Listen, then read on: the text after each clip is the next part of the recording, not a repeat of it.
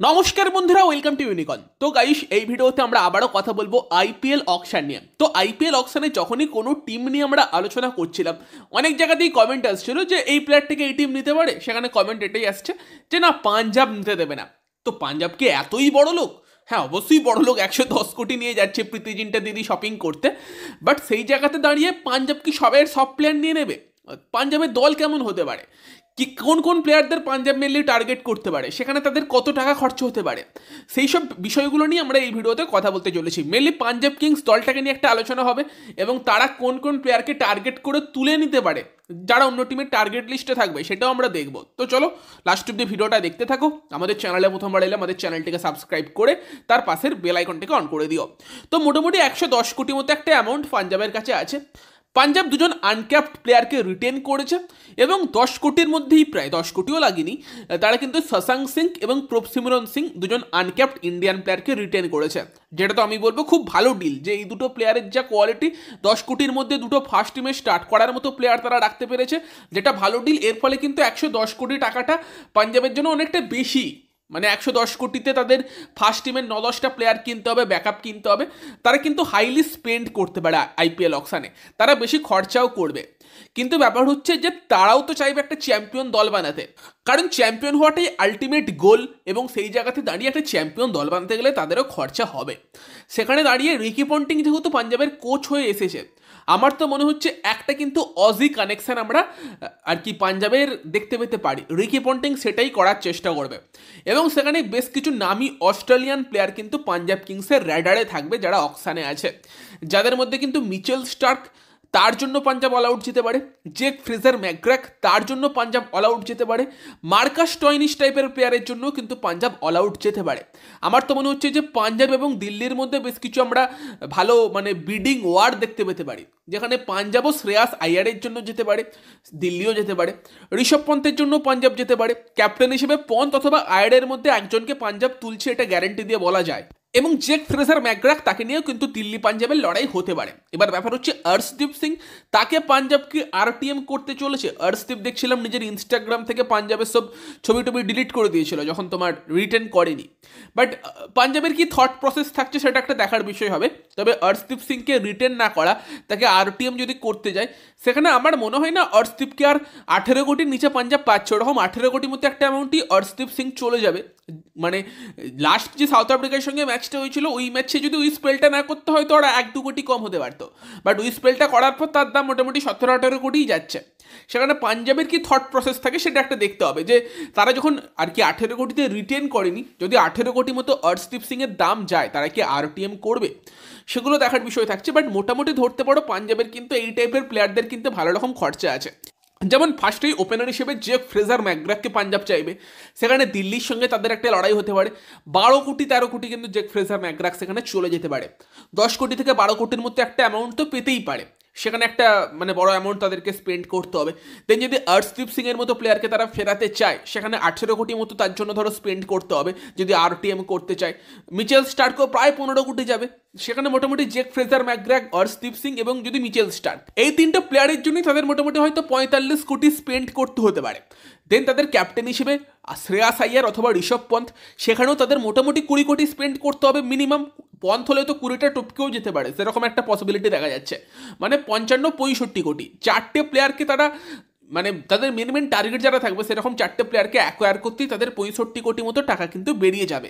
বাকি তারা আরও একটি বিদেশি হার্ড হিটার ব্যাটসম্যান আনতে চাইবে, যেখানে তারা লিয়াম লিভিংস্টোনের ওপর তোমার আরটিএম করতে পারে, অথবা মার্কাস স্টয়নিসের মতো প্লেয়ারের জন্য যেতে পারে, যেও কিন্তু 12-13 কোটির নিচে তো আসছে না।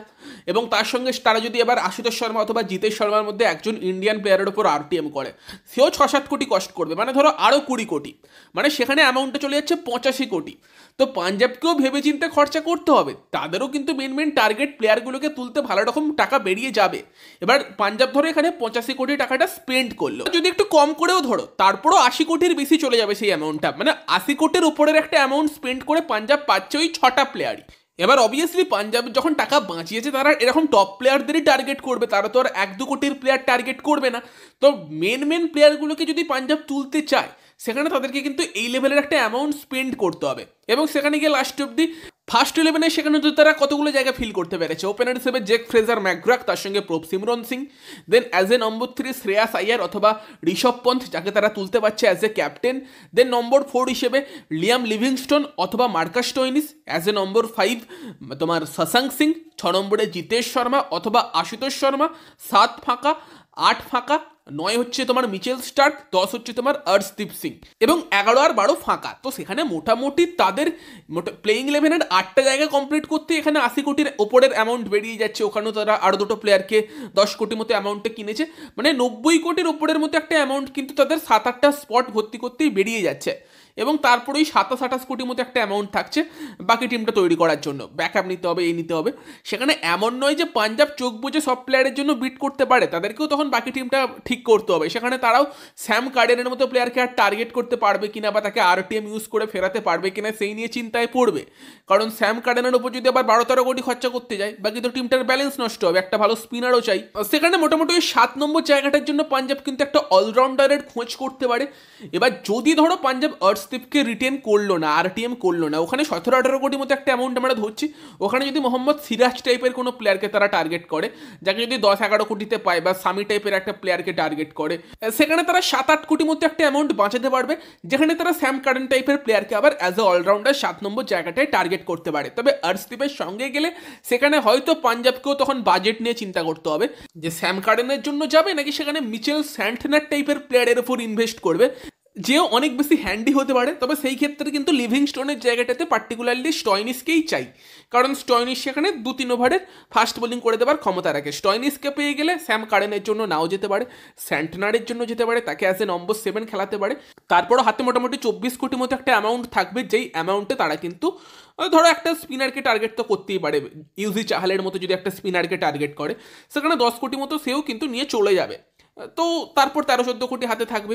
এবার সেই টাকায় আর একটা ইন্ডিয়ান ফাস্ট বোলার নিয়ে আসো, যে কিছুটা এফেক্টিভ বোলিং করতে পারবে। সেই জায়গাতে দাঁড়িয়ে যদি আর কি টার্গেট করে তারা অনসুল কম্বোজের মতো কাউকে, যে ব্যাটিংটাও একটু করতে পারে, বা মোহাম্মদ আরশাদ খানের মতো কাউকে, আর একটু এক্সপিরিয়েন্স কাউকে চাইলে দীপক চাহার বা শার্দুল ঠাকুরকেও করতে পারে, যে টিমের ব্যালেন্সটাও বাড়াবে, তার সঙ্গে সঙ্গে তোমাকে সেই অপশানগুলোও দিয়ে দেবে।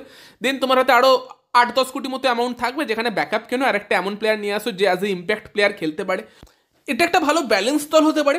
আর যদি যেটা বলছিলাম, যদি ধরো অর্শদীপ সিংয়ের উপর অত টাকা ইনভেস্ট না করে, সেখানে ধরো মোহাম্মদ সামি টাইপের কাউকে তারা নিয়ে আসে, সেই জায়গাতে যেটা পাঞ্জাবের কাছে অপশান খুলে যাবে, তারা কিন্তু নম্বর 7-এ নিয়ে আসতে পারে হচ্ছে স্যাম কার্ডেনকে।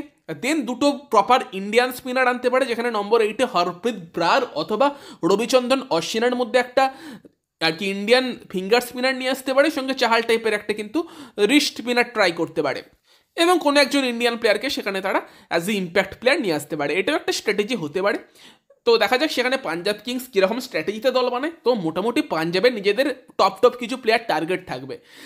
তো সেখানে যে পাঞ্জাব অন্য টিমের একদম ভঙ্গ করে দেবে স্ট্র্যাটেজি, সেরকমটা না। তারাও তাদের প্লেয়ারগুলোকে পাবার চেষ্টা করবে, সেখানে তাদেরকে ইনভেস্ট করতে হবে।